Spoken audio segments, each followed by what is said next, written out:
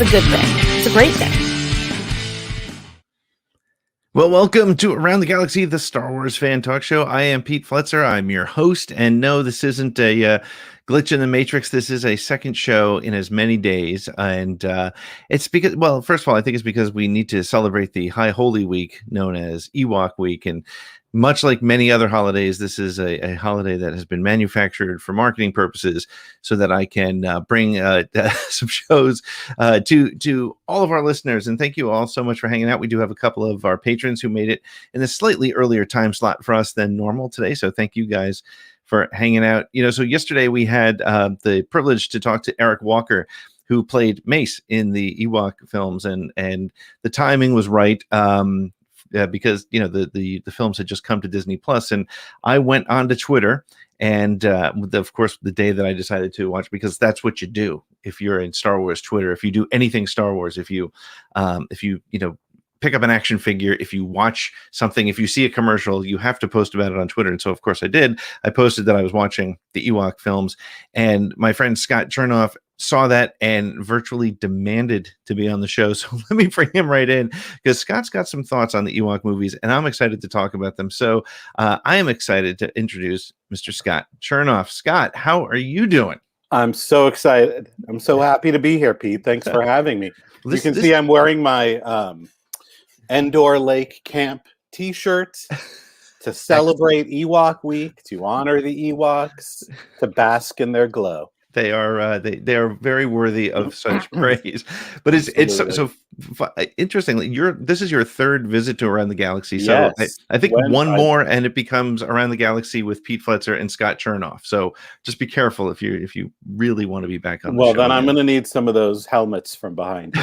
Yeah, I'll ship a couple. You pick them out. We'll send them over. Is it true that they shot the opening to every new Star Wars show at your house? Yes, they just lined up your helmets and we ran some lights in here. It was a lot of work, but it was worth it. I think it looks good. You got more. I mean, look at me. I'm in a dump over here. Well, this is if you knew the truth, this is literally a walk-in closet in the corner of my house. The only place there my wife will allow me to have all the Star Wars stuff exposed. So I hear that. This works out well. So I hear that.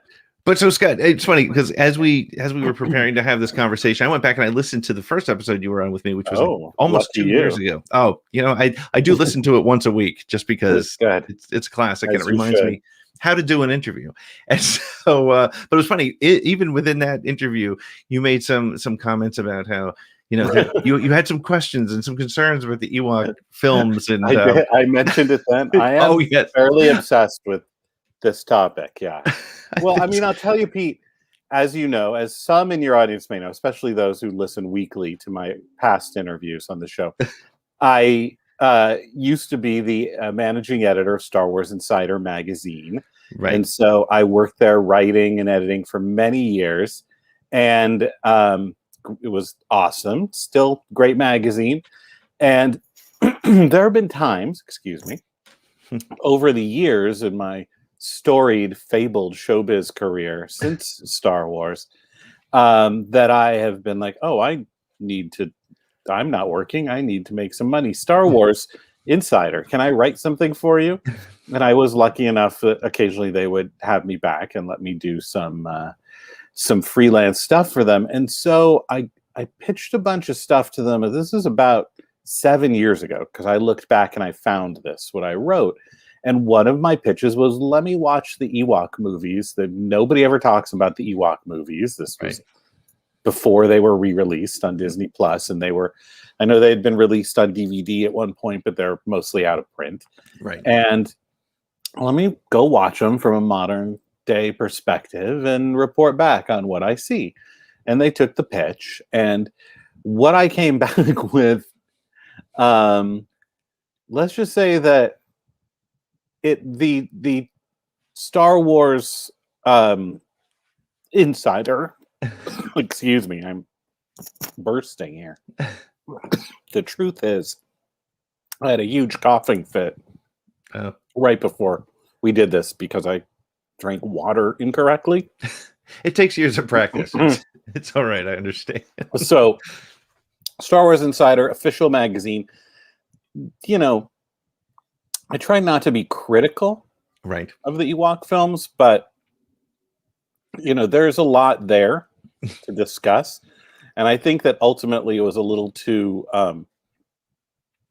independently thought through Right. Right. for an official publication, and it was sort of remanded back to my custody. This article Right. never printed. So, but that's just to say that I have done a lot of deep thinking about these Ewok movies, because when I watched them then, I had a lot of questions. Right. I had a lot of moments of surprise, and I recently rewatched them to prepare for this podcast. So when I saw you, I don't remember what your tweet was about the Ewok films. Maybe just that you were watching it. I think I was just like, I think I put a picture up of the TV with it on and saying, I'm going in or something like that. And I just said, like, I demand that you have me on to talk about these. And somehow this is one of the only places where I have that kind of clout where my demands will be met. Well, yes, so and here I am. That's great. Well, so and it's funny too, because you even said in that interview that you did back in August of 2019 that you even referenced the fact that having an opinion on, we were talking about the prequels mostly at that moment, but even taking obviously when you're writing for Star Wars Insider, your perspective is mostly mostly positive. I mean, I think always positive. Well, I love Star Wars and I love Ewoks. I want to. Well, yeah, and I think that's in rereading my article. Sorry to interrupt you, Pete. Yeah. I noticed that I started the article by saying how much I actually do love the Ewoks. I find them to be delightful, and they're very emblematic of the message of Star Wars as the little guy with their sticks and twigs and catapults that could take down the Empire. It didn't, size matters not. I love the Ewoks. So my thoughts on their spin-off films are not coming from any kind of anti-Ewok bias, which I understand is a very prevalent. Before there were Gungans, there were Ewoks. We'll put it that way. And so there's a lot of diversity of opinion, but I'm a pro-Ewok person. So I'm sorry, continue. No, but it's an important point, and I'm glad we started here, because I think it's one of those things.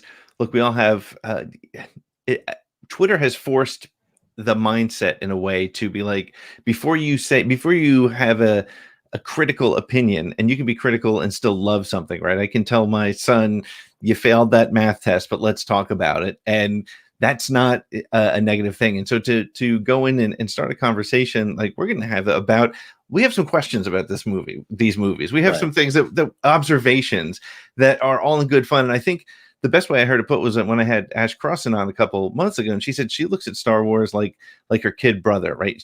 She loves him so much, but she's also, she has some fun with him. She'll rib him. She'll give him a hard time. She'll make fun of the things that need to be made fun of. And you actually put it best when you were on, you said you take Star Wars very seriously and not at all seriously. And I think that's the mindset to go into a conversation like this. Huge influence on my life. But it's also, kind of wacky. Right. Yeah.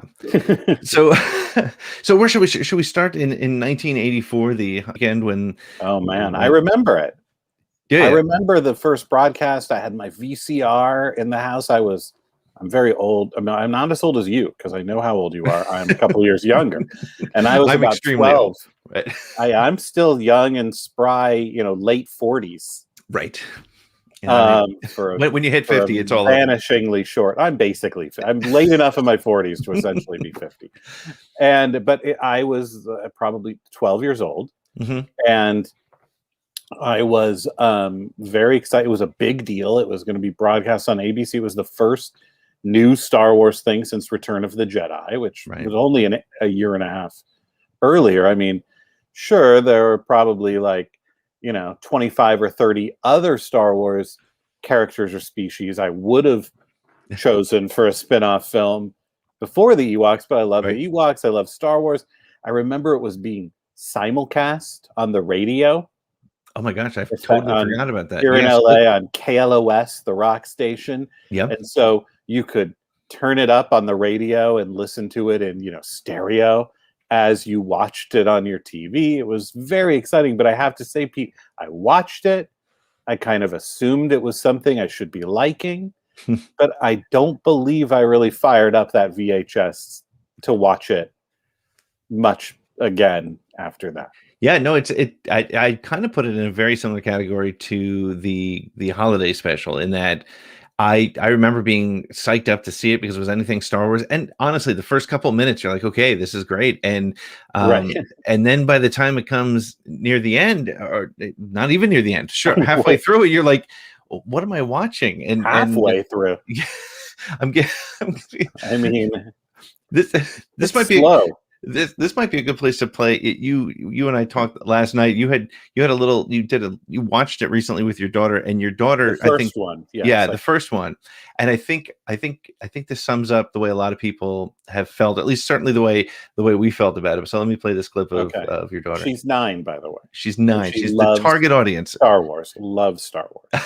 Okay, let's hear what she thought. Okay, Ellie, you just watched the Ewok movie with me. What did you think? I didn't like it because it was kind of boring. So you got bored by a Star Wars movie? Yeah, it wasn't that good of a Star Wars. Have you ever watched a Star Wars movie that you thought was boring? No, Or a Star Wars show that you thought was boring? ever. What's your favorite Star Wars? The Bad Batch. And how many times have you watched The Bad Batch? In the last couple days, like 3. And how many times have you watched the Ewok Adventure? Once, almost. Once almost. Because she kind of bailed out about 3/4 of the way in. She tried. Yeah. She tried. But it was, not as hard to watch as that giant picture of my face while we listened. But it's up there. That's actually going to be, I'm going to replace the helmets here with just the big Scott Chernoff photo. Yeah. Good luck. But again, it's really key to know. Again, it's not a dislike of Ewoks. It's not even a dislike of the film. It's just how it was delivered. It was, in a way, it was almost a similar failure that the holiday special had, and that it was experimental in a couple of ways. And I mean, the Ewoks didn't speak English in this one. And it felt like it was kind of a strange hybrid of Earth and Endor as well. So it's sort of, I felt like, on a parallel timeline, like it wasn't, as it's now not, part of the official timeline. I'm going to mute myself so I can cough. Sure. Check this out.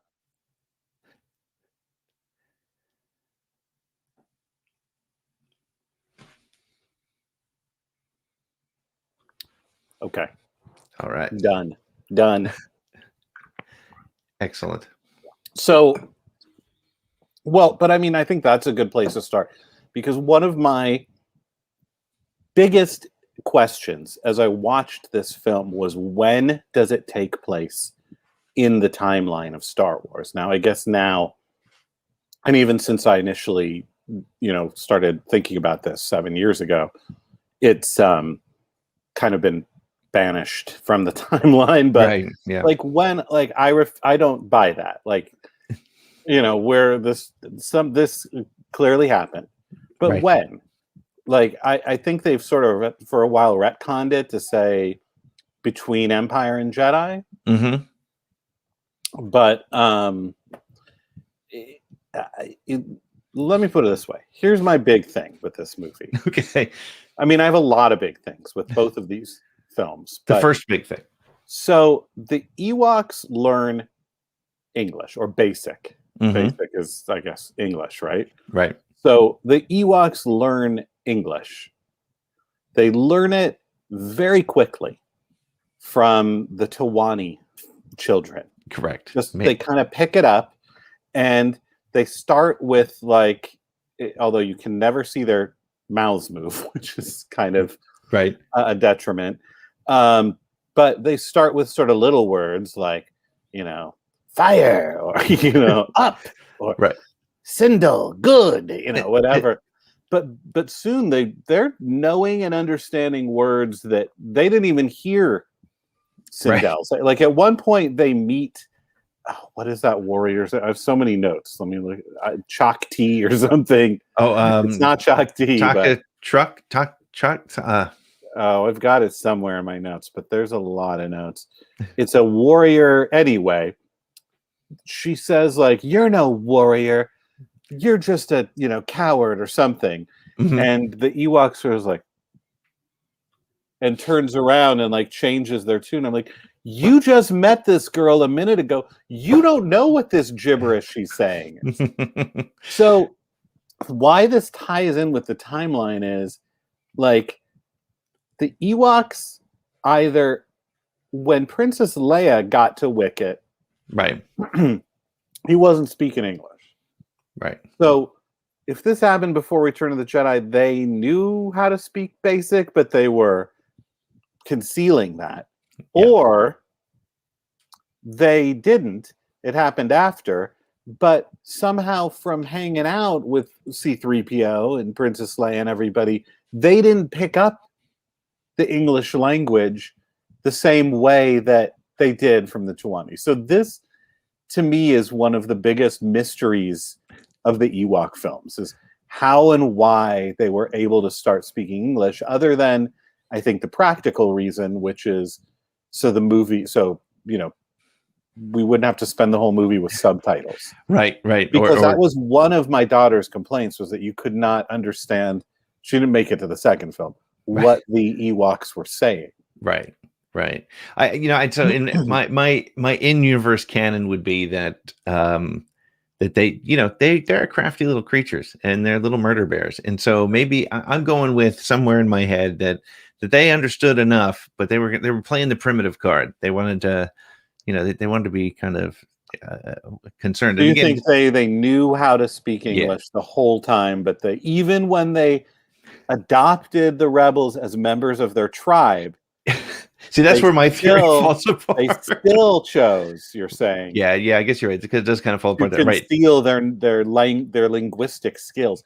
And by the way, they have their own language, but the English language, or the basic language, is basically taking Endor by storm at this point. They are just disregarding their own language now. They're just like moving on to English at this point. Like, that seems like it works a lot better. It's easier to understand, and the Marauders speak it as well. So the Marauders and that whatever that woman's name is in the second one, the sort of sorceress lady. Yeah, the one. I mean, I've got 100 questions about her. The woman who feels like, I don't want to jump too far ahead, but she definitely feels very Power Rangers-esque to me. Yes. Both those villains in the second film are very Power Rangers. Yes. I mean, let's face it. Like, I know they did a lot of cool stop motion for these films. They did a lot of. There were some good special effects, but for the most part, the special effects, the creature effects, they're not really up to Star Wars movie quality, or Star Wars show quality, which is kind of an issue for me, because they are Star Wars movies. Yeah. So it feels like, for those of you who are old as Pete might know this reference, it felt to me sometimes like I was watching a Croft show. Do you remember the Croft shows, like Land of the Lost? Yes. With the cheesy costumes. And I got to say, like, the sort of up-res that they've done to make the film look better for Disney Plus is not helping the costumes and the masks and the creatures and the special effects. It just looks so fakey most of the time. Would you agree? Yeah, no, and it's interesting. It's not because it's not that the effects don't just hold. It's not that they just don't hold up. It's just that they looks like they settled, and I think is kind of the word, which is interesting because of the level of engagement that Lucas had directly, especially in that first one. Listening to the Eric Walker interview that you did yesterday, was like, he was saying George was there quite a bit, directing a lot of the stuff himself. Yeah. So and that, I guess that's why it's a little bit, you're right, it's very Croft Puppet. It's very, I get a real Land of the Lost vibe from it, from the set. And I love Land of the Lost. But, but it was a Saturday morning weekly TV show, and it had a different sort of expectation. So I think you're right about that. And I don't know. I tried to, as I was watching it, I tried to put myself in that mindset of, okay, if I see the Gorak as a guy in the costume, and then I see him as the the stop motion, and then am I able to disconnect? Am I able to connect those two without being thrown out of it? But unfortunately, I don't think it's the time so much as I just think it was not. Like I said, it felt like they settled a bit on the. Well, on the special fact that effects. you were actively saying to yourself while watching it, let me Right. try to put these together and see if I can stay in the film, means you were not staying in the film. It did not. Another thing with like settling and the budget that I think is kind of hilarious is like, I'm watching the first movie. I'm like, wait, is that a goat? Yeah. And then there's horses and there's, you know, Yeah. ferrets. There's all sorts of earth animals. Yep. And I feel like at some point they were just like, well, we don't have the budget for new creatures, so Yeah. screw it. There's ponies in space now. Which again is a very strange choice for Lucasfilm. For of course, banthas were elephants, and they clothed them, and right. It's not unusual. And even at that time, again, you go back to some of the films at that time when they would put a dressing on a horse to make it look a little bit different. They would. It did feel like they weren't even doing that. Right. They weren't making. When I was a kid, the banthas. I would later. I guess those were real elephants. Yeah, that were made to look different, but they seem like banthas to me. Whereas these are just like horses. Right. These are just right. The cowboys that were there the animals. week before left them behind. Yeah, like why are they on Endor? Yeah. Pete? Yeah. I don't answer know. me. I don't have realize the now. answer. I've come here with all these questions, but you don't have any answers. I don't have answers. Well, again, I can't headcanon that one. I tried to actually while I was watching the movie. I was like, again, to your point, it was pulling me out enough to be like, all right, why are there goats and ferrets and horses?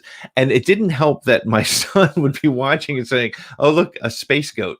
Like he was just like, he was all in on this isn't working for me. I'm not I think my daughter would have said that if she hadn't started playing Minecraft.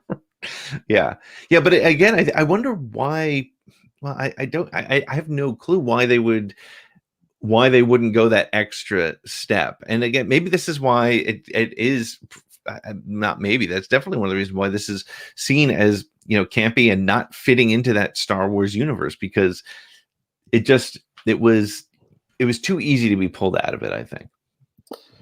Yeah, and it doesn't really fit. I mean, some of the stuff I'm talking about with like the language skills of the Ewoks, and so when does it take place and all that, makes it feel like it doesn't fit in. Another thing is that we find out very early in the film, the first one, that like there's this level of mysticism or magic associated with the Ewoks and Endor. So we never mention the Force. Right. There's no mention of the Force, not even by the omniscient narrator of the first film. Yeah. Which is something that a Star Wars film has never needed, is a narrator. Right. To explain to you what the heck you're watching. It was like a cross between Blade Runner and Rudolph the Red-Nosed Reindeer. It was Yeah, well, it was the same guy. Right. Does It was the Pearl narration Ives. for Yeah. Rudolph, Pearl Ives. But at least in Blade Runner, it was one of the characters who was narrating. This is just I remember when I watched it again the second time, or because I had watched it once when I was a kid and I had forgotten so much about it that I had forgotten that Burl Ives had done the voiceover, and I then started running through my head, was it Burl Ives or was it Wilford Brimley that was in these? And it was obviously it was both, but it was a very strange sort of thing. And I do chalk a lot of this up to Lucas doing some of his experimental ways of doing things, right? He's very much into trying something different, but again, in this case, it just didn't feel like it was that connection. And keep in mind, I think the thing that I keep in mind too is that it was 35 years ago, and so we've now come to this point where, with all the additional content that's come out, you can create the mindset that the Force is, it comes up as a different type of thing here and there, and they so maybe it was the Force on that moon, right? But it was missing enough, and but also like I'm sorry, I keep interrupting. No, please go for it. Bursting at the seams. Go for it. Please. Also, like, this is new information that there's magic something like the Force, which leads me to ask, like, well, where was that magic when they were battling the Empire? That's a great point. I mean, forgetting the fact that the second film is called The Battle for Endor. I mean, there's a way bigger battle for Endor that happens in Episode 6. That to me is the battle for Endor. But in any case, wouldn't that have been the time for a little, hocus pocus? Yeah. When you've got like the fate of the entire galaxy resting on the outcome of this battle. But no, it's another thing, much like their language skills, that the Ewoks just didn't have. Yeah. But now we're being told they did. So I'm angry. Yeah. Well, I'm pissed. I'm so mad about this. I'm gonna go. Yeah, but I think I blame Kathleen Kennedy. It is all Kathleen Kennedy's fault.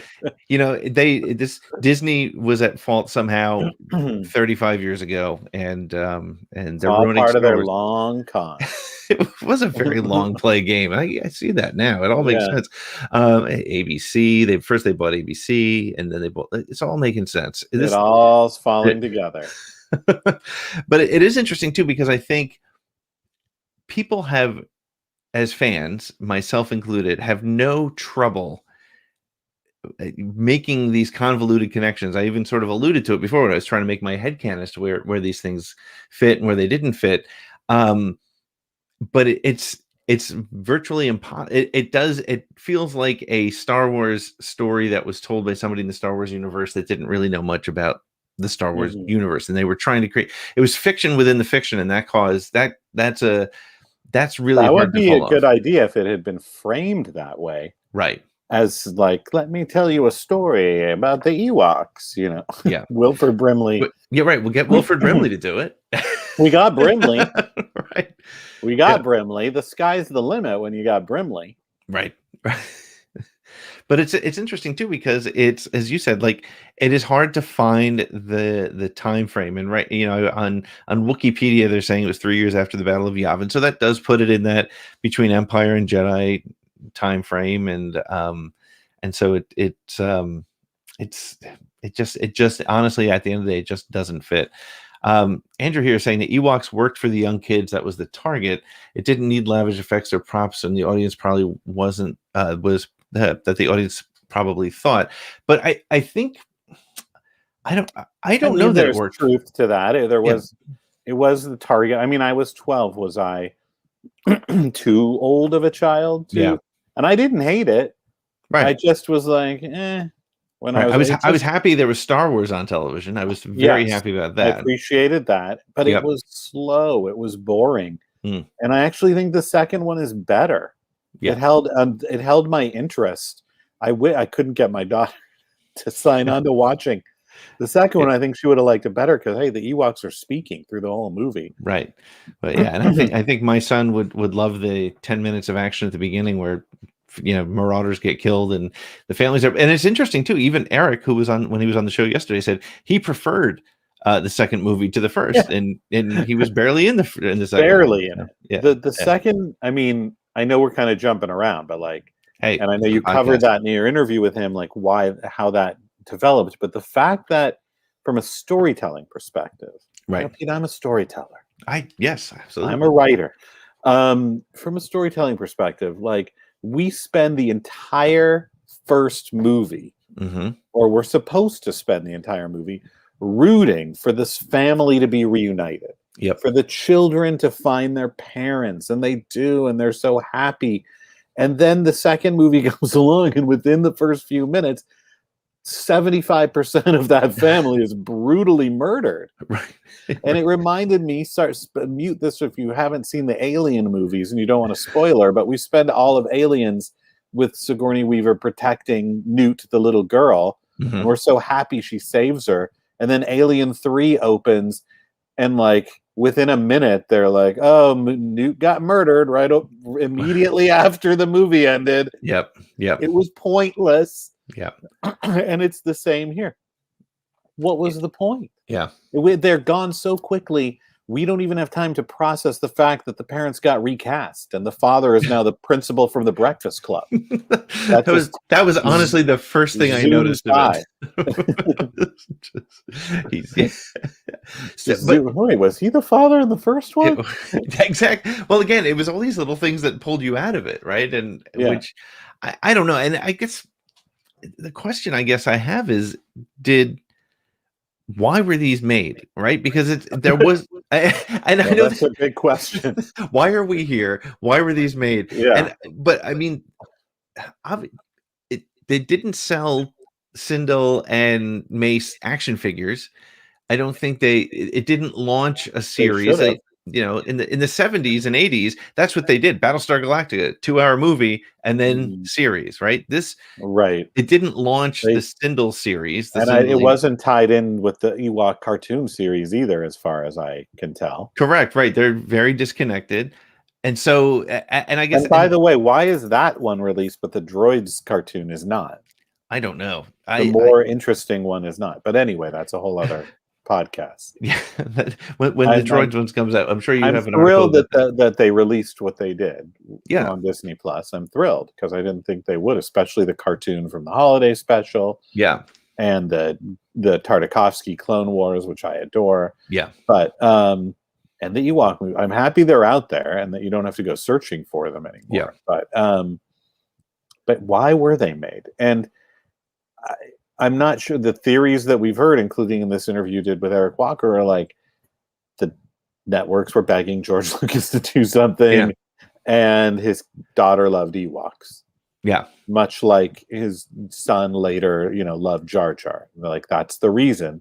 Yeah, that maybe that's the reason. I mean, I don't know. I'm sure they would have. The network would have been thrilled to do a series, right? Yeah, they feel like contractual obligations, and only had no obligation to make them. Though. I know, and that's the weird thing, and that's where like the laziness of having horses and ferrets and goats in the film feels like. It's like when a band releases a live album because they have that one last album they got to release, and it's not mixed well. It's that same kind of a thinking. And I read on Wikipedia, and I don't know if this is true because it's from Wikipedia. It's on the internet. It's probably true. Then it must be true. Right. That the writer of the first movie, whose name is Bob Corral, although I know it was probably from a story by George, it says there was George Lucas's nanny. Now maybe he was a great writer who had a day job as a nanny and was waiting to get discovered. No disrespect to nannies and their potential as writers. Right. But it did strike me as odd, as like, it kind of reminded me of when I interviewed Lawrence Kasdan years ago, and he told me the story of how he got the job writing Empire, is that he wrote Raiders, and he went to deliver the script to George at Skywalker Ranch, hand delivered it. Yeah. And George was like, great, thanks. Do you want to write the next Star Wars? You want to write Empire? And he was like, well, yeah, but don't you want to read this one first to make sure you like it? And he was like, oh, yeah, if I don't like it, I'll fire you. I'll let you know. We'll take it back.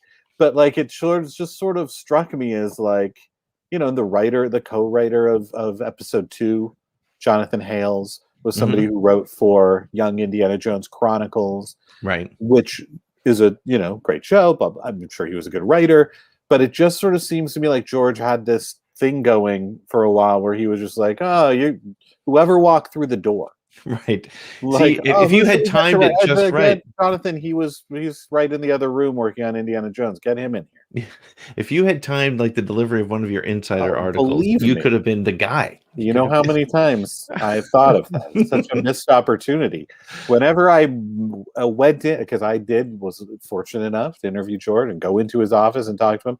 Apparently, he wasn't working on it. Didn't need any help with it. He had already finished whatever he needed done. But maybe that's maybe we're hitting on something here as we explore the mysteries of the Ewoks movies. George is always he's remembered for his wins, right? Star Wars, Empire, but he's also remembered for his losses. Howard the Duck, and the Ewok movies. His hands are all over these things, and they're they're not well received, to put it politely, right? A nice way of putting it, sure. Sure. And it makes, in a way, it almost makes you respect him more for just being like, you know what, I want to do this. I don't know how it's going to work out, but Right. I'm willing to do it. My daughter loves Ewoks, and I am being begged by ABC to make a made-for-television movie.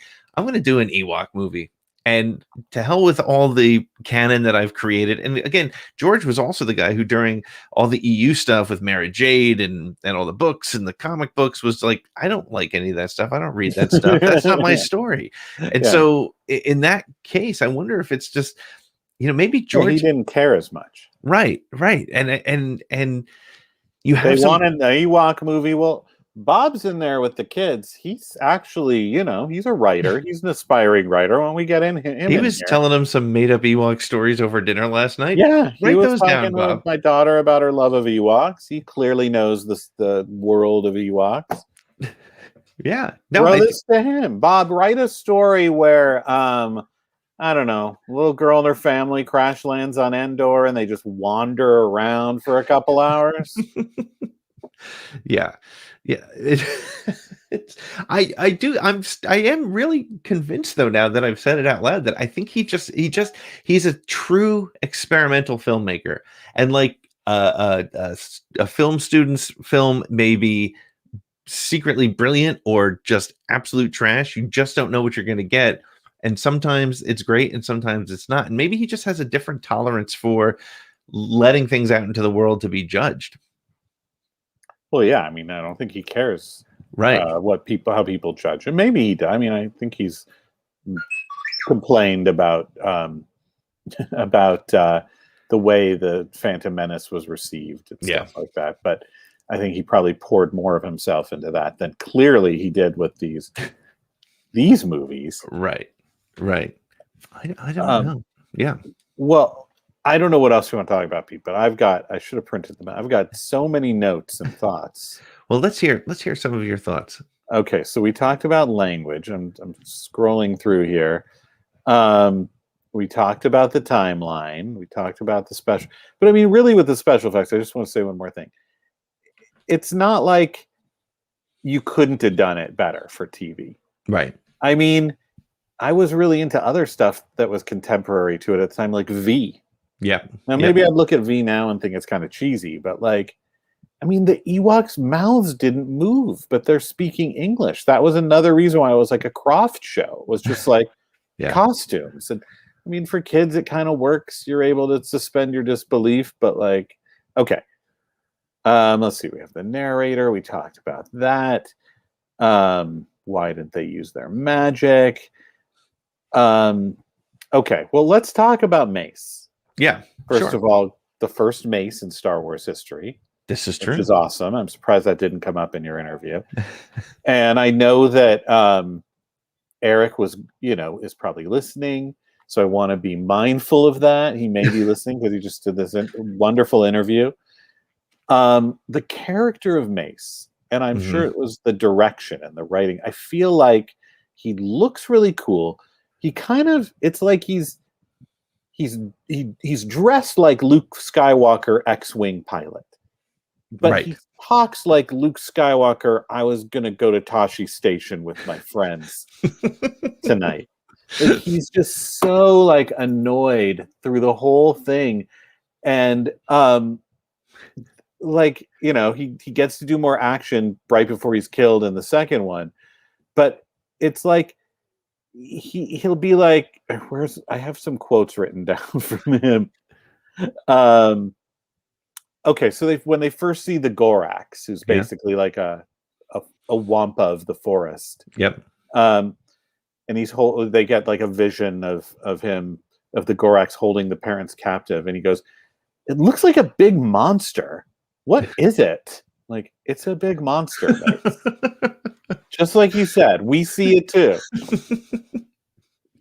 And then, by the way, Logray is like, "We help you." And I'm like, didn't you just learn English like 2 minutes ago? But that's a whole other story. And then he gives, and by the way, by the time Logray shows up, I was so like grateful to see a familiar face. Right. That I was just psyched. I was like, this is a big get. They got Logray for this one. This is huge. But then Logray gives Mace like the magical rock, and he just assumes it's worthless and throws it away. Right. Just through the whole movie, his character is annoyed by anything magical and totally dismissive of it. Like when they do that weird magic test. Right. And so Kang puts I think her name is, puts a crystal in Mace's hand and it turns into a lizard. And he goes, big deal. Like he sees that every day. Yeah, like every day on whatever planet they're from, which is possible because we don't know what planet they're from. Right. Crystals turn into lizards and it's just like a common thing. And you're like, whatever. But there's a few things like that where he's just like, even later, like after now he's been shown how sticks and candles can have magical powers that will save them when they're going to be killed. Right. He's still unwilling to even try using the stone. He's like, it's just a plain old stupid rock. And I'm like, moments before it, completely saves his life. And I'm like, what? Why isn't there a moment where you're like, well, the stick did something, the candle did something. It's kind of weird, but let's try the rock. Maybe these little guys know what they're talking about. The crystal turned into a lizard. Maybe the rock will become like, another earth animal. I could use a dog. Could you make a dog? I'd like a dog. So, Eric Walker, it's no disrespect to you and your performance, but I feel like he was not served by the writing, the direction. It's that sort of whiny early Luke Skywalker thing, and he doesn't get to like really come into his own. Yeah, I feel. No, it's interesting. It's again, I think it's that and that was why one of the things I asked Eric in the interview was, was this shot with for television? He said, no, we used, Panaflex cameras and so again, it's that sort of coming up a little bit short. There's the character development didn't happen it's George, sometimes would be more interested in that end of it than the character development angle of it. Right.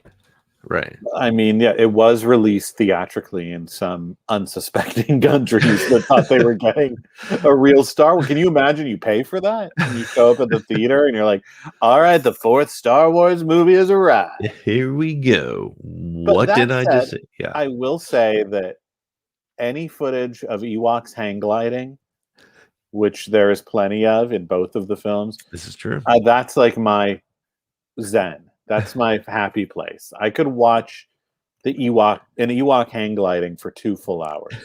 Well, maybe one of those Disney Plus biomes. They could just do just an Ewok just floating across all of Endor. Ewok all around Endor and exploring, because like there's so much I'd like to know about Endor after all of this. Like we only thought that it was just Ewoks and they all lived in this forest, but of course it's a whole planet and there's the Marauders. Like, were they always there? And then the sorceress lady from the second movie, like where is she from?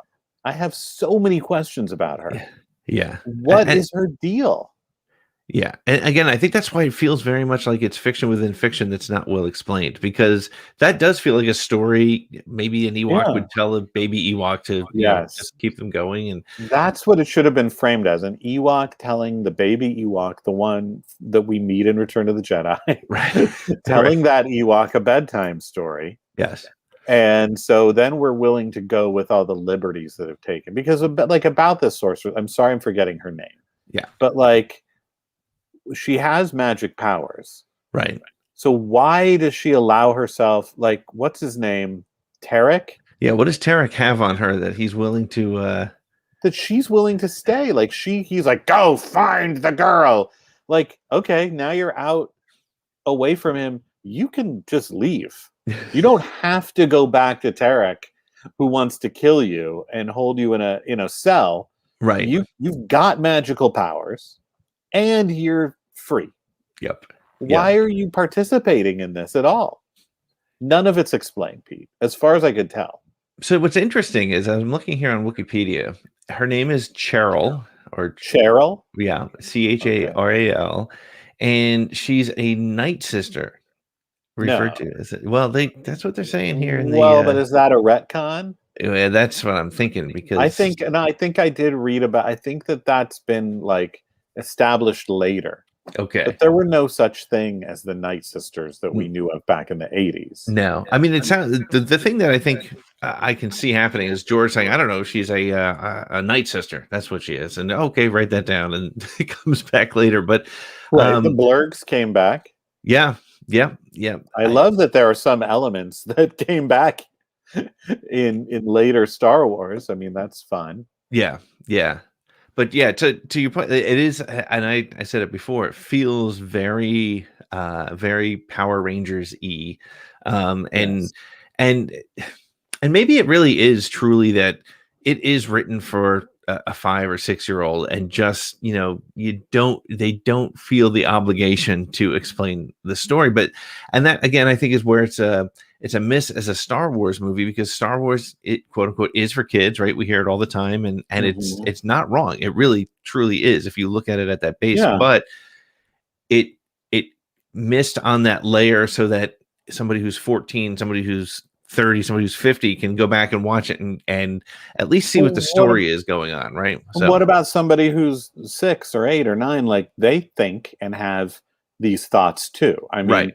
When we were kids watching Star Wars, we had a lot of questions, but the story was crafted respectfully to its audience, so that there were things that were explained. Not everything has to be explained, but there were things that made sense, and that if you thought about it, you could find an answer or extrapolate an answer.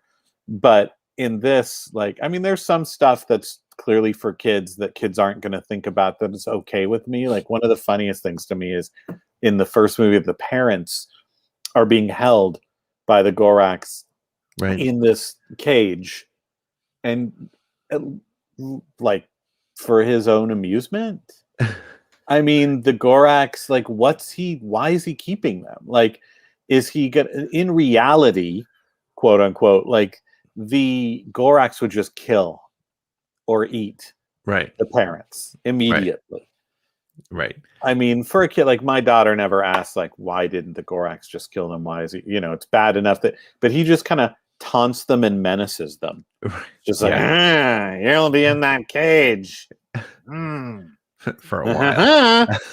There's like nothing going on. And I mean, it raises a whole lot of, disturbing questions about what the parents are doing with their time and how they're going to the bathroom. And, it's very sad. Like, as an adult, when I watch that, like, that's the scariest part for me. Like, can you imagine the hell of just being up in a floating cage indefinitely until you starve to death? It doesn't look like they're even hungry when they get out. They're not just like, did you bring a Snickers or something?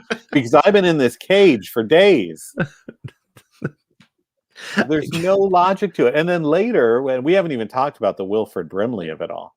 I mean, I want to get into that. Let's bring Wilford into the conversation. Well, to me, one of the greatest moments of the second film is just opening up on, like, sort of the 1-2 punch of an Ewok hang gliding, and then on screen starring Wilford Brimley. I'm like, okay, you've got my attention now. And I believe he's playing himself in this film. The funny thing about Wilford Brimley is, and this will come, there's no way to say it without it coming across horribly, but when he passed away last year, and we found out how old he was, I did the math and realized he's always looked as old as he was when he died. And it's shocking. And he was 42 years old or something like that when the movie was shot. And so we're older than Noah was. Right. Right. But he was, and it's funny to see him in that movie. And I think you're right. I think he played Wilford Brimley because Wilford Brimley always plays Wilford Brimley. And how's he been subsisting, like, apparently for decades? Did he get, like, what does he eat?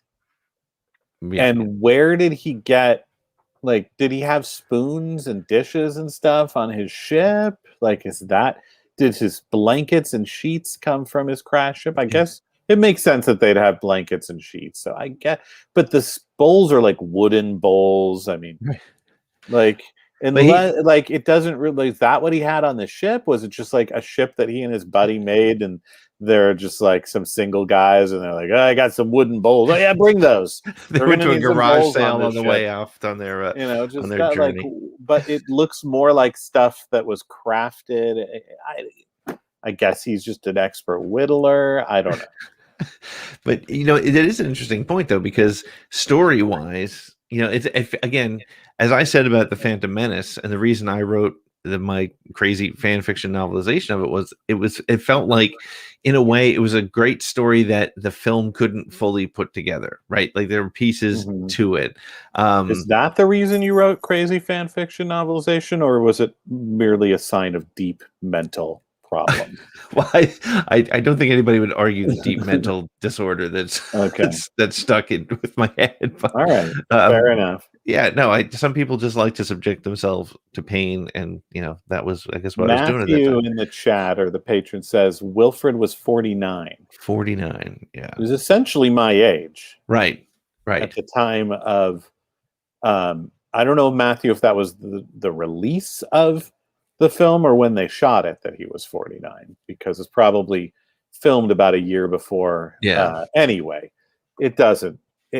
All I'm saying is there's a lot of logic issues. So, or just emotional logic. Like, so Sindel, her whole family's murdered. Yep. Her mom, her dad, her brother. I think it's 3 days later that she is hanging out with Wilford Brimley while he plays like the pan flute. Yep. And Teak is dancing and is playing, and she's dancing, and it's just like, life is great now. Yeah. I mean, I guess later she does talk about, she's sad about her parents, but like, she gets over it really, really easily. She went to just get a little Brimley in your life, and you're like, well, okay, I'm good. She went to the Leia Organa school of getting over tragedy. Yeah, I know. It wasn't until I was an adult and pretty deep into adulthood that I realized that, like, when Leia is comforting Luke after Ben Kenobi dies, right? But I'm like, maybe Luke, you should be comforting her. Luke just lost a guy he met last week. Right. Leia lost her entire family, and everybody on her entire home planet was killed, and she's just like, Luke just, his new friend died. I better comfort him. He's sad, and then of course she lands on Yavin, and he's like, hey, whatever, I should know which character it is, says, when we heard about Alderaan, we feared the worst, and she's like, hey, we don't have time for our sorrows. Like, let's move along. Well, she's a lot tougher than, maybe that's the message, a positive message of these films. Is there you go. Sindel and Leia, that the women are tougher than the men. Because Luke can be, and I love Luke, can be kind of whiny. Yep. Mace was kind of whiny. Sorry, Eric. It's just, that's a male thing. Maybe that's something we can take, that these films are more feminist than they appear to be. Right. It wasn't until the sequel trilogy that Kathleen Kennedy unleashed it and made it obvious in an effort to bring down. It was the phantom feminism. Right. Yeah. See what we're discovering with this conversation? I can't believe she's such a villain. The way she gave us The Mandalorian and The Force Awakens and The Bad Batch. I mean, yeah, she just keeps... somebody, and The Last Jedi, which I love. Yes. Sorry. But anyway, let's get back to the Ewoks. She also gave us access to the Ewoks. Yes. Let me see if I had any other notes that I have to discuss, because they are a lot. Like, also Wicket. I have Wicket was in hot pursuit on a hang glider, or one of the, like, in the second film, Sindel gets like kidnapped twice, I think. And I have to go find her. It's a little repetitive. And at one point, Wicket like fashions a hang glider really quickly from sticks, but where'd he get the tarp? Yeah, really quickly. You're right. He put that together really quickly. I mean, I'm not complaining, because I love to see Ewoks hang gliding. Also, I'm not really, I don't know if I'm not buying it or I'm just sort of saddened by it. The idea that Wicket kills 2 people in this film, like, they're bad guys. Mm-hmm. There's 2 that I noticed. but I don't know. Like Wicket the Killer is maybe a bridge too far for me. Well, I mean, they aren't called murder bears for nothing. I mean, he definitely, yeah, that's an interesting point. And also, as Eric said in the interview yesterday, no Ewoks died in these films. They were all captured. Right. Not on screen, at least. A lot of them were killed in between takes. We lost many good Ewoks making this film. Yeah. Yeah, so there were a lot of questions too, regarding even just like it felt like Wicket and Sindel had like really gotten close in that time, and then and just the way he was speaking so clearly to her, it was very interesting. I wonder who did the voice. I wonder that wasn't of Wicket. Yeah, I don't think it was Warwick. No. But I guess it could have been, because anybody could have done that with their voice. But I don't think it was Warwick. I think it's credited somewhere on IMDb, like there's a name there that says, uncredited. Yeah. I don't know. But can we talk about Teak? Yes, let's. Teak is, I would describe Teak as not quite an Ewok. An NQE. He's an NQE. What is Teak? Is Teak an Ewok? Or is Teak appears to be a different... I think he's a different species, right? Yeah. Is he the only one of his kind? And how did he team up with Noah? Is Noah just like anybody who shows up? Noah's just like, you get out of my place, you mother scratcher. And then he's like, oh, I'm lonely. Come on in, Teak. Okay. He seemed to have done a bed for you. Well, according to Wikipedia, which is again never wrong, his name is Teak. His species is Teak. Ah, okay. That doesn't help. Well, no. So we know he's not an Ewok. His species. He's not an Ewok. His name, is it just a case of Noah calling him Teak then, because it's like if a dog came in, he was like, come here, dog. Yeah. I think you're my dog now. Don't know your name. Not going to give you one. Your dog. Your dog now. Actually, it's funny. I didn't like Teak that much when I saw this movie the first time, but I liked him a lot more the second time, and I don't know why. I became a little bit more of a Teak fan. You're a Teak head. I am. As you guys are known. No, I think actually Teak worked like better than some of the other characters. Yeah. And Teak's like look wasn't bad. And I think it helped that Teak wasn't speaking English. Like, he was incapable of learning the language after living with Noah for God knows how long. Right. But I think that helped, because when the Ewoks are speaking English or basic, something is just weird. Right. It's just weird. And so I think it helped with Teak, and I think his fast running actually worked. Like the effects worked. It wasn't like, oh, that's something weird.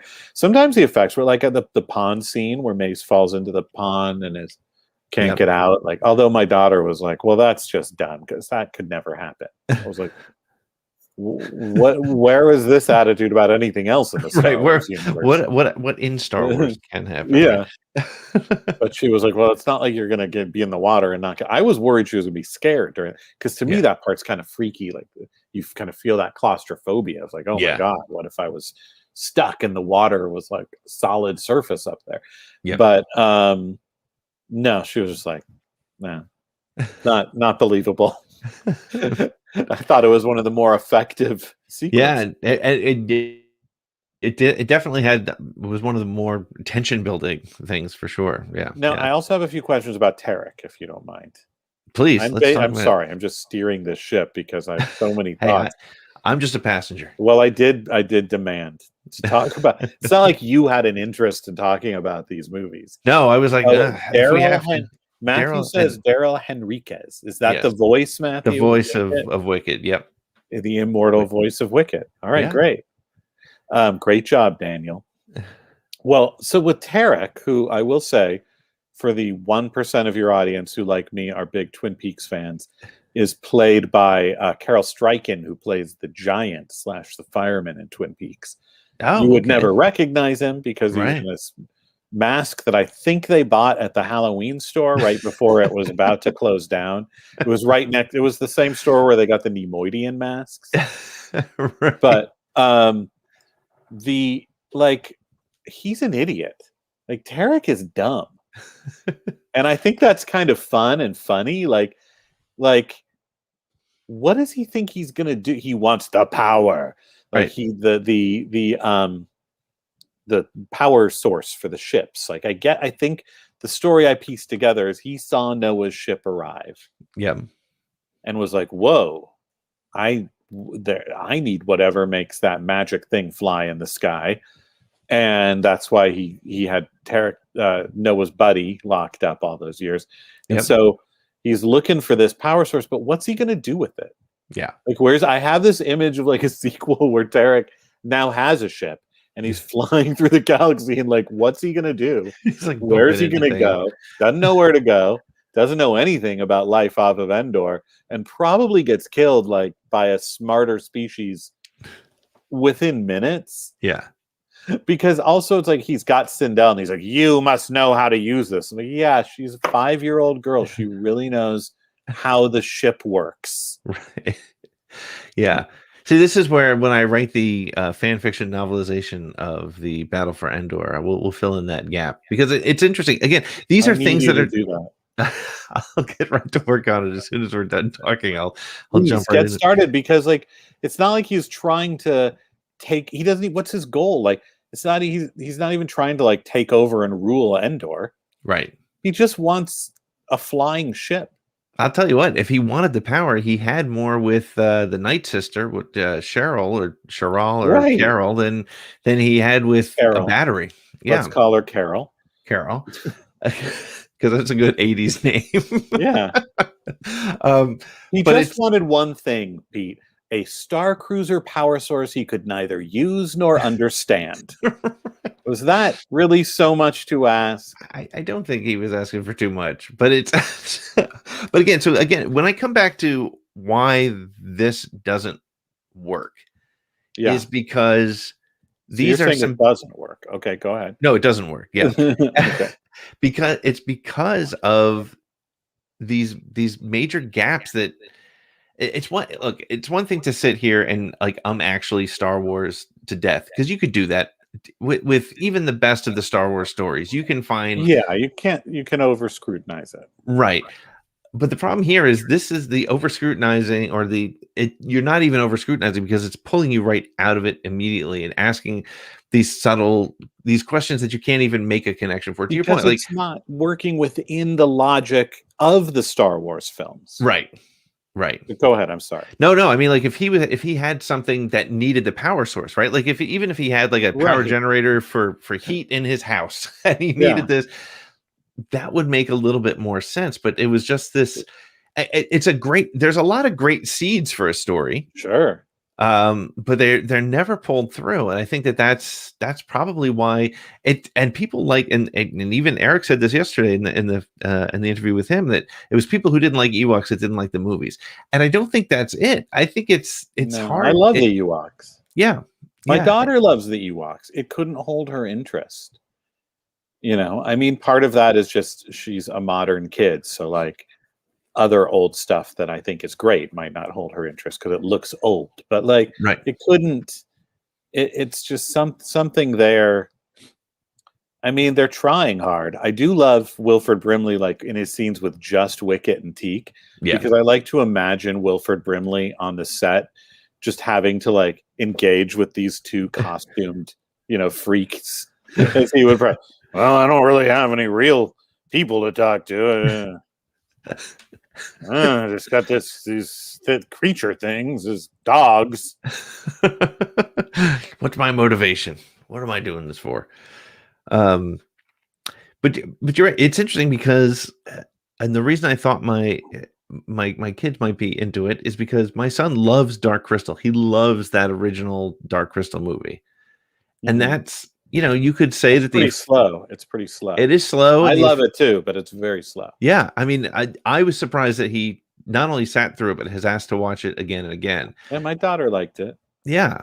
But so whereas that's why I thought, okay, well, maybe this Ewok movie will work because, yeah, he'll get over the effects, but and maybe that's the point. And you nailed it earlier when you said, it's sure you can get away with saying, well, kids aren't going to ask that question. And if that's the case, then you're writing a book for a 3-year-old, a 4-year-old, right? Where they don't ask why the dog ran away. The dog just ran away. The end. Let's find the dog. But once you start to, if you're getting to any level of critical thinking, it becomes it falls apart so quickly. It's hard to keep up with it, or it's hard to want to care about it. Well, also like with Dark Crystal, it's an interesting comparison. Like the Dark Crystal to me, that's biggest flaw, and I mean, like Jim Henson is even more of a hero to me than George Lucas or anybody involved with Star. I'm a huge Jim Henson nut, but like the biggest problem with that film to me is that like the story itself isn't as compelling as the world. Yes, but the way that they created that film, and that problem, that flaw in it, is a symptom of how they went about making the film, which is that Jim Henson and Brian Froud, the illustrator, and any collaborations, the main collaborators on the film, and Matthew's asking if I have thoughts on Fraggle Rock, and my thoughts are all positive on Fraggle Rock, although I'm mostly into like the Muppet Show and Sesame Street, but like, I love Fraggle Rock too. In any case, so Jim Henson went in and his people, they went in and they first designed the world. Right. And everything, the history of the planet and every species of animal and plant, everything was thought through before they came up with a story set within that world. As a result, the story wasn't that exciting, but the world, there was so much there. It was so rich. There was so much to see and think about. And that kind of thought is clearly not put into the world of Endor. Right. Yeah. No, the world of Endor here it's literally, they built this for Return of the Jedi. Let's put some pieces in this game. And we got a bunch of costumes. Yeah. We got a bunch of, people who fit into the costumes. And let's just kind of roll the dice and see what happens. Yeah. It's crazy.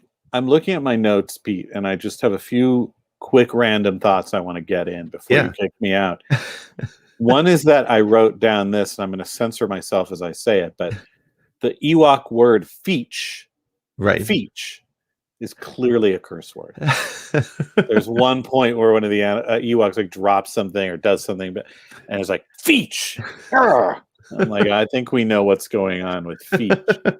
It's an F word for sure.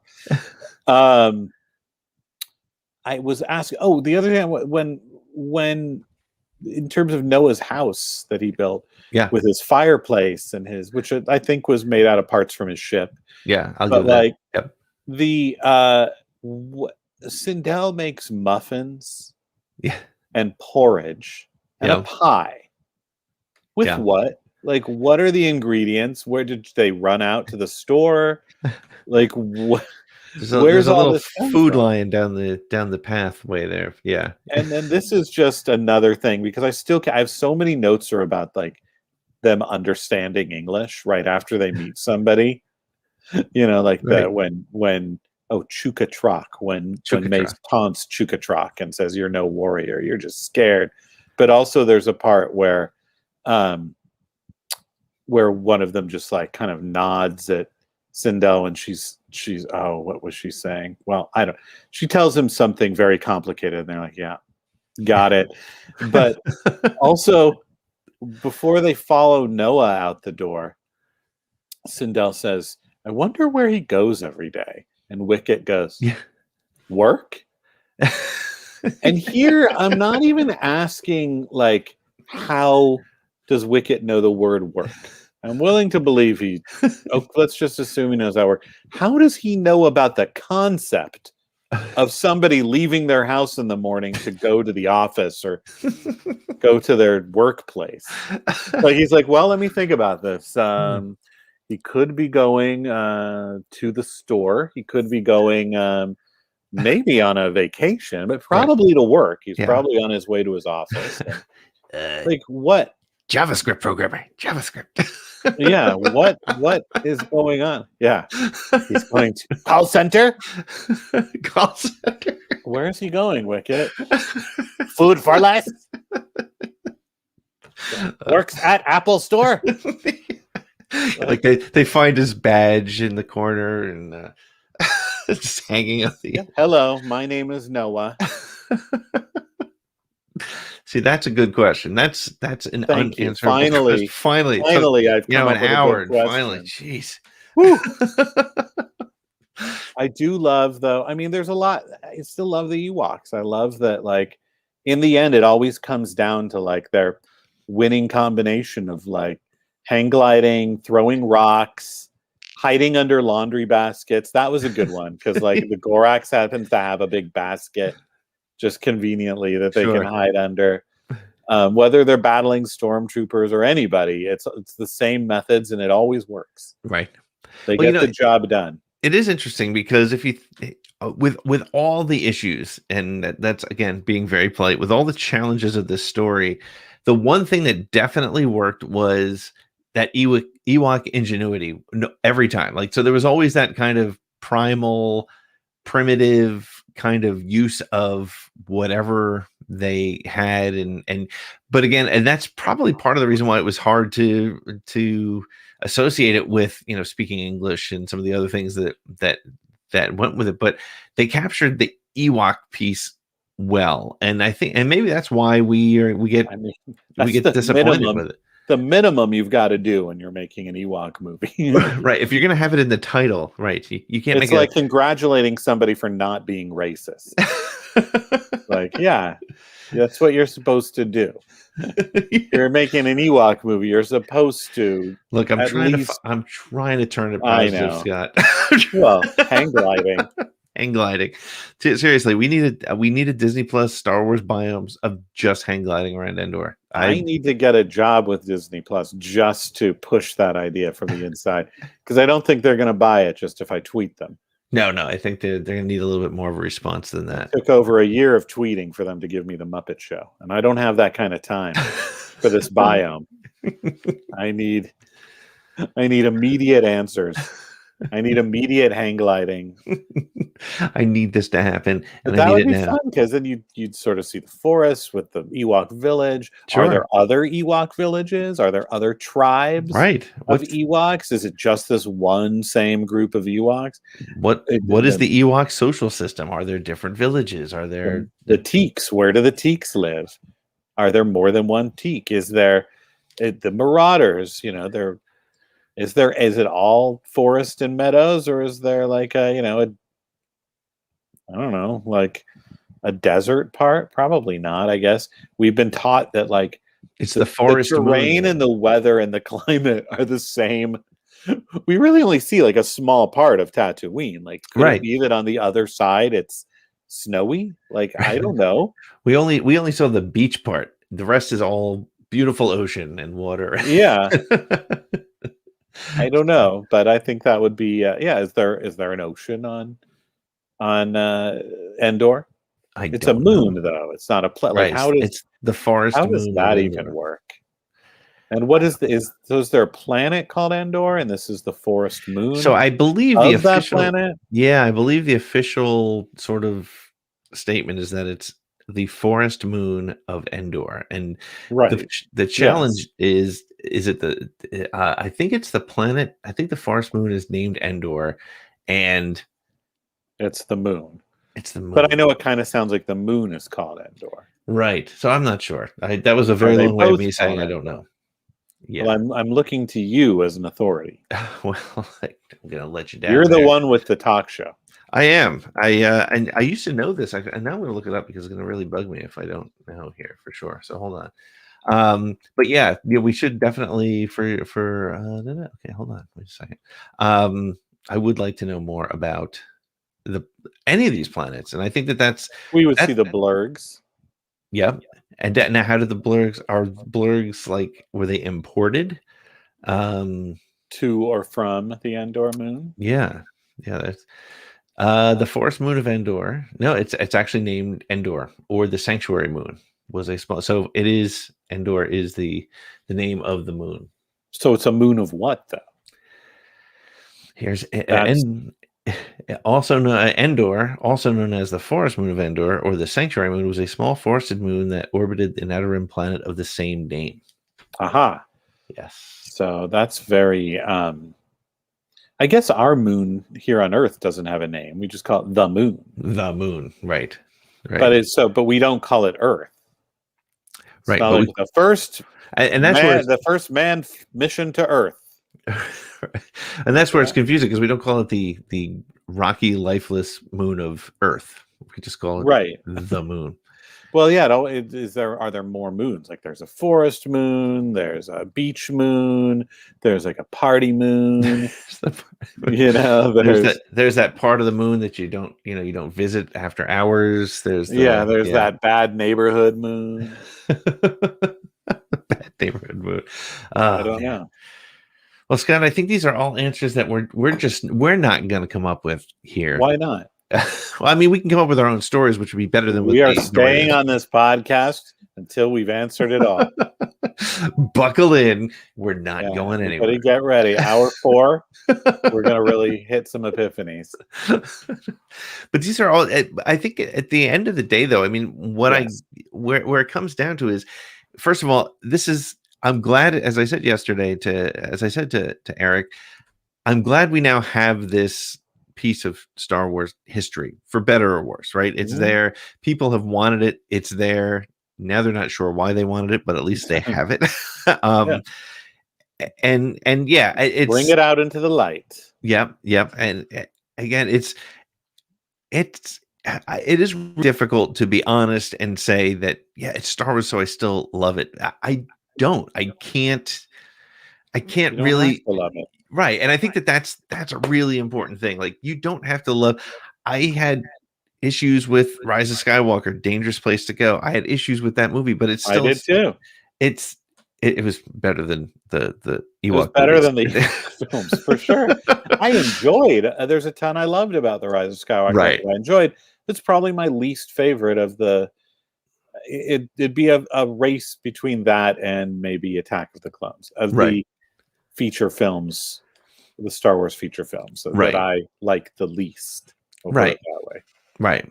But the Ewok movies, I'm glad we have them available. I'm glad that they're there. It's good to see it as a piece of Star Wars history. Will I watch them again? No, I don't think I will. I mean, it's been 30 years, or 7, maybe every 7 years, or every time the cicadas come back. I think they can be fun to watch. Mm-hmm. I just think you can't go in there expecting Star Wars, that it's going to be amazing and great. I think you just have to be like, this will be a fun goof. Yeah. Let's watch the Ewoks. Yeah. Make a drinking game out of it or something. And what was the Caravan of Courage? I guess there were enough of them to constitute a caravan. Yeah, I don't know what the official. When I was a kid, it was just called the Ewok Adventure. Correct. Yep. Yeah. Yep. And then I think weren't the cartoons were also called the Ewok Adventures. Correct. Were they? Oh, I thought it was just called Ewoks. I don't know. Oh, maybe it was. Yes, you're right. Well, then I think at some point it became Caravan of Courage, and now is it Caravan of Courage and Ewok Adventure? I don't know. They just got to make up their minds. Right. Is it episode 4, A New Hope? Is it Star Wars? It takes years for this stuff to become solidified and comfortable. Well, all right. It's going to be a long podcast. Well, I just want to thank you for having me on after I demanded to speak about the Ewok. Scott, you don't have to demand. You can just call and we'll put you on. I'll get you on anytime to talk about anything you want. I like. Wow. Well, hey, I still think back to your 2-1-B advice column days. Yes. I would love to see you bring that back somehow, some way.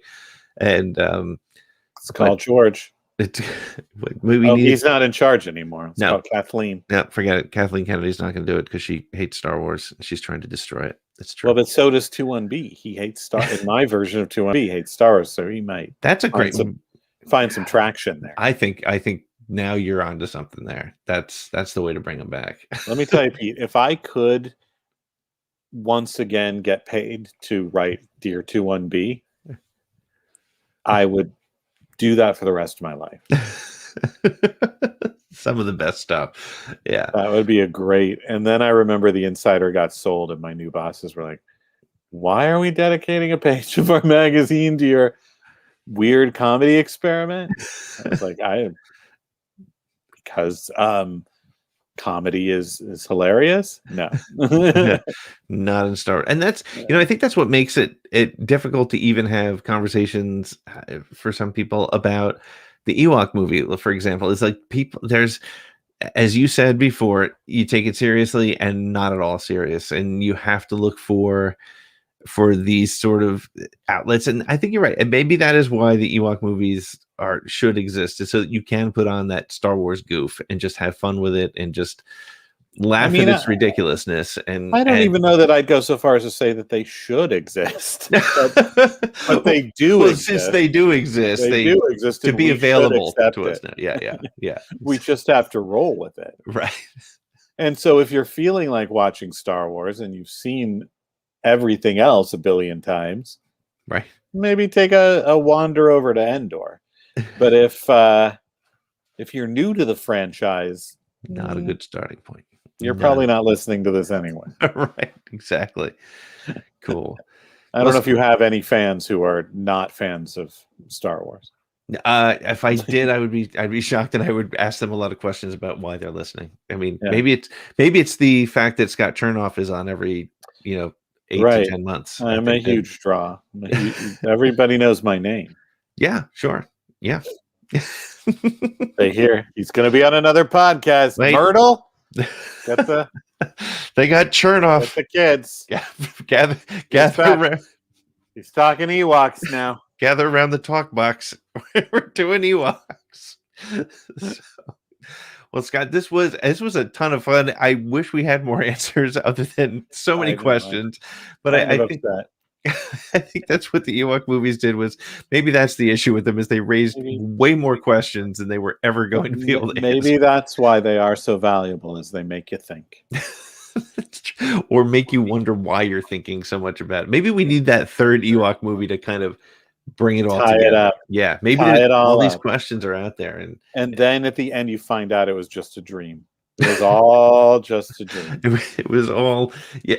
With Sindel, she was taking a nap during filming, in between shoots for the members only catalog in 1984 with that jacket. Right. And she just dreamed, wow, what if me and my members only jacket were in Star Wars with the Ewoks?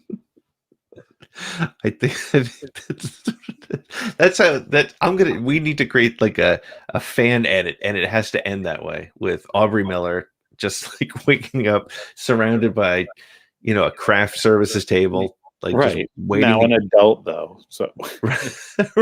And they're like, you've been sleeping for 30 years and you're still in your members only, but we kept the craft service table. Right, you might not want to eat those bagels. Yeah, a little hard, but welcome back. Welcome back. Oh my gosh! Well, Scott, this was a lot of fun. For me, for certain. I hope you enjoyed it. But yeah, let's have you on again sometime. Let's do it again. And in the meantime, please follow me on Twitter. I would love to have more followers than I currently do. Yes, absolutely. What do you think about that? It's at Scott Chernoff. Yes, it is. Very easy to follow. And hey, are you still pursuing your book concept around the time you spent with Insider? I would love to see that happen for you. So would I. It's out to publishers. Not the book, the proposal. So great. If that's they'll awesome. Pay me to do it. If not, then I have to just, then I don't know. I got to write it myself before anybody pays me. I don't know. Yeah, we'll see what happens. So much work. But yes, I'm working on a book about my years working for Star Wars and all the exciting adventures and Ewoks and celebrities that I met during that time. That's fantastic. That's I mean, great. yes, there are stories about Harrison Ford. Yes, there are stories about George Lucas and Natalie Portman and all those people. But did you know that I also met both of the actors who played Greedo? Wow. See, if that's not selling the book, nothing's going to do it for you. Yeah. Yeah. I mean, I rest my case. Your Honor, I rest my case. Well, before I let you go, I do need to get you to say something to the effect of, "This is Scott Chernoff, and you're listening to Around the Galaxy." I need that little bumper for. Okay, sure. Do people know who Scott Chernoff is? If they listen to Around the Galaxy, they do. Okay. All right, here I go. All right. This is Scott Chernoff, and you're listening to Around the Galaxy with Pete. Perfect. I love it. To add that to like the title, Around the Galaxy with Pete. Yeah, I'll change that logo up a little bit, and I'll just make it say with Pete. It's good. Yeah. Seriously, this was all about branding. It is branding.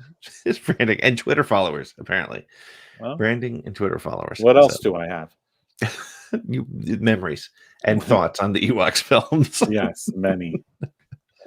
Well, thank you so much. This was a blast, man. Thank you so much. Thank you. I'll see you around the galaxy. I like that. See, you can use that. That's a freebie for you.